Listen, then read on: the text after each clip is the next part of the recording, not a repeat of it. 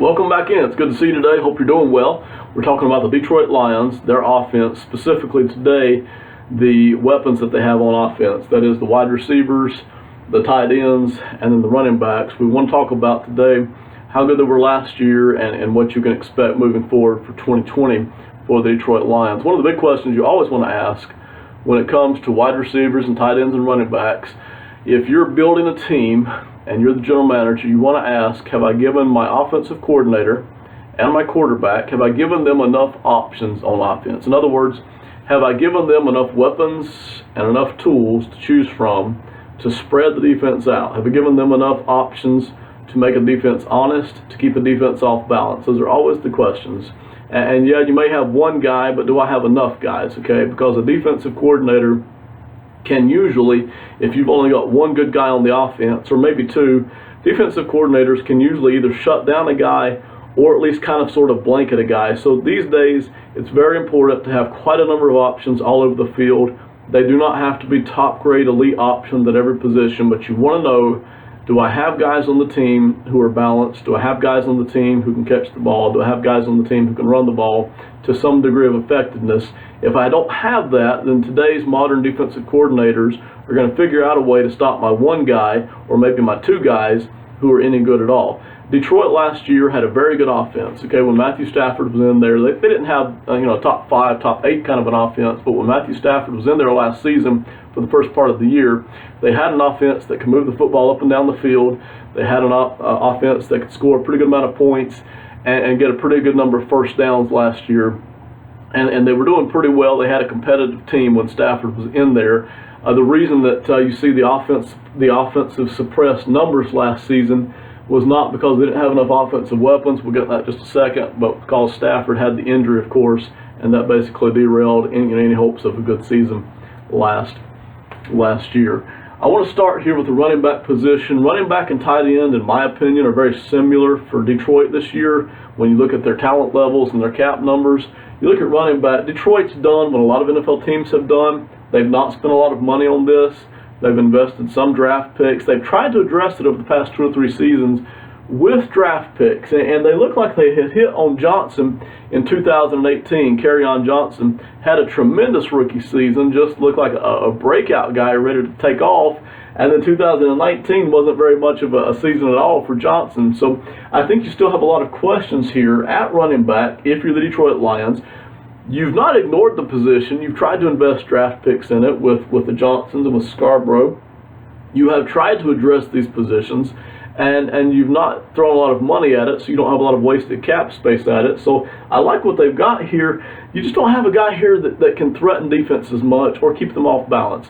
Each of these guys, Johnson, and Scarborough, which McKissic's going to be a free agent, and because of the talent level, I don't really see any reason to bring McKissic back. He doesn't have any one characteristic or contribution that he makes that the other guys can't make. He catches the ball a little bit more out of the backfield than the other guys do, but I don't really see any reason to try to bring McKissic back, so I wouldn't expect them to bring him back. So if you have Johnson and Scarborough coming back as your guys, you've got running back by committee here, and you don't have players who are inept.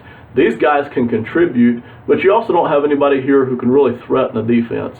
They haven't shown the ability to run between the tackles and really bust up a defense and make a defense pay for having all these defensive backs on the football field. You don't have a guy here with the Johnsons and the Scarborough who's really shown the ability to catch the ball consistently out of the backfield. You don't have a guy like that. And so my thought would be here for the running backs, when you look at what Detroit has, I would love to see them bring in a veteran, somebody who's in his 6th season or his 8th season, somebody who cost about $3 or $4 million a season, somebody like that, somebody who's shown the ability to run the ball between the tackles, somebody who's shown the ability to catch the ball out of the backfield, maybe get 30 receptions a year, someone like that to mix in with these younger guys that you hope will improve. You hope that these guys, the Johnsons and Scarborough, you hope that they will improve and get better, but I'd love to see the Detroit Lions spend just a little bit more money here at this position. And I think it will be money well invested. They've only got $1.7 million here as a cap number for Johnson this season, really low. For Ty Johnson, $628,000, again, very low. For Scarborough, you have, I think, the league minimum $585,000 in 2020. So you've got almost no money invested here at running back, and that's fine.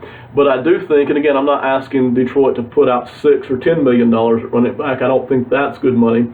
But I do think for probably $3 or $4 million, you could go out there and get a veteran running back who is tough at running the football between the tackles and who does show the ability to catch the ball out of the backfield. And again, that's just something else. That's just something else that defenses know that they have to cover. Okay? When defenses know that they really don't have to respect any of these guys running the football, they're able to back off and kind of zone up more and really take a look more at stopping the pass, really stopping Kenny Golladay and the receivers, if you want to be honest. And when they know that the running back isn't really going to catch the ball in the backfield that much, isn't that much of an option as a receiving threat, again, that's somebody that they can just kind of back off of and not completely ignore, but again, that's somebody that the defense just kind of back off of. So I think here for running back, you've got a guy in Johnson who shows some hope, who shows some promise, and you've got some other young guys, so you know you haven't ignored this position, but I do think $3 or $4 million for a veteran running back would be well worth the money that Detroit could put towards that. You move up to tight end, in my mind, when it comes to talent and cap space, you're in almost the same boat. Detroit has not ignored the tight end position. They've addressed it through the draft with Hawkinson and Naughton. And again, with Hawkinson, I have a guy here, I don't know if he can lock down the starting spot or not, but I have some hopes for that. I think we saw enough last year. We saw enough glimpses to where if he continues to grow and develop, he can be a solid starter in the NFL. But I put him as unknown with the U there because we really haven't seen that for sure yet. So when you look at tight end here, again, you've got a group of guys who can contribute. They are not inept. You do not have major gaping holes here at tight end, but you also kind of have a tight end by committee, and nobody's really stepped forward here and locked down a starting spot. And you don't have anybody yet who has shown that defenses have to game plan for. Okay, with Jesse James, $5.3 million is the cap number you're paying him. Came over from Pittsburgh. This was not, I don't think this is a great free agent signing. When he was with Pittsburgh, I really didn't see anything there his last couple of seasons that made me think he could step up and hold down a starting spot for sure for Detroit and really challenge defenses in much of any way. I think he can contribute. I think he's valuable on the roster. You can't let him go this season because his dead cap space would be $8.3 million. So you got to keep him no matter what. He's on the roster for this season. This is a guy who can contribute, but again, this isn't a standout guy. Of course, with Nauta, low draft pick, at least you've got somebody young there that you hope can develop. I think with Nauta, you've got some hope there that he can contribute as well. Logan Thomas, the tight end, is going to be a free agent. Talent-wise, I don't think he offers anything that the other guys don't, so I don't see Logan Thomas coming back at all. That leaves you with Hawkinson, James, and Nauta. And if you had to go into the NFL season, if you're like, man, we've got so many other needs on the team that we really want to address, and we really just don't want to put any more money into the tight end, and we don't want to invest any more significant draft picks in the tight end. If you had to go into the next season with Hawkinson, James, and Nauta, you would be fine as long as Matthew Stafford is healthy, okay? Because keep in mind, this is the same group of guys you had last year. You had a good offense last year when Stafford was healthy, but I would love to see Detroit do the exact same thing here at tight end that I'm recommending at running back. You're not going to find anybody for $6 million or $5 million that's going to come in and just save the day. But you do want to have a guy who's a reliable pass catcher, who's got a great work ethic and a great attitude, and who knows how to block. You want to have just a well-rounded guy for probably $6, maybe $7 million. Wouldn't want to spend any more than that on the tight end spot. And add that in right there. I think that would be something well worth what Detroit could do to upgrade the offense without doing major salary cap changes or without throwing any more draft picks at the spot than what they've already done. Okay, but I would rather see them do that at running back than tight end. I think you've got more hopes right now at tight end than you do at the running back spot. That leaves us with wide receivers. When you come to Kenny Golladay, this is your best draft pick on offense, I think, over the past couple of seasons. This is the guy who's saving you the most money right now. Golladay, probably not an elite receiver in the NFL, but he is a very, very good wide receiver. This is a guy who does make defenses think. This is a guy who challenges defenses. This is a guy who stretches the field on defenses, both vertically and horizontally. This is a guy who catches the football. His speed is good. His routes are pretty good. This is a guy, and he's still on his rookie deal, so he's only making $2.3 million next season. So when you look at Kenny Golladay, you're looking at a successful draft pick. You're looking at a guy who does challenge defenses. When defensive coordinators sit down every week and they start looking at the Detroit Lions offense, what do we have to stop? Who do we have to stop? Invariably, they're going to do one of two things. We either want to get in Matthew Stafford's face, or we just want to shelter Kenny Golladay, okay? We don't necessarily have to worry right now, barring improvement, about tight ends and running backs. We do have to worry about Kenny Golladay. So let's figure out how to bracket him. Let's figure out how to blanket him. Let's figure out how to make sure that he's always the priority of the zone pass-offs, and that Kenny Golladay is well taken care of and well obstructed and paid attention to every season. But a good value there for the Detroit Lions. Very good player. This is really a talented player. This is the guy that they love to have for the next couple of seasons. Really sets the table for everything else you do on offense.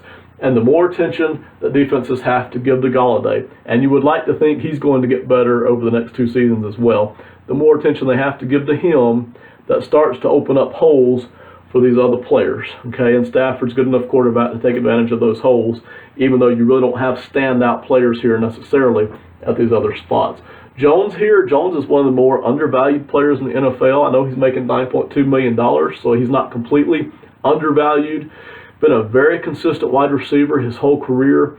You do have to ask about the injury, but as long as he's healthy, I think Jones coming back really does lock down your second wide receiver spot for you. I think the Lions, with Jones and Golladay right here, your top two wide receivers, I think as Detroit, you have to feel very good about having these two guys back. A lot of NFL teams, and listen, it's easy to look to the top, okay? It's easy to look to the Kansas City Chiefs and see their speed everywhere. They've got Kelsey and they've got Tyreek Hill, and they've got speed behind those two guys. It's easy to look and say, well, we don't have that, and that's true. Nobody does, okay? Most NFL teams, in fact, don't have two wide receivers, a wide receiver pair, as good as what Detroit has, okay? And so that's really a staple for you, and it really takes a lot of pressure off of Stafford, takes a lot of pressure off these other positions.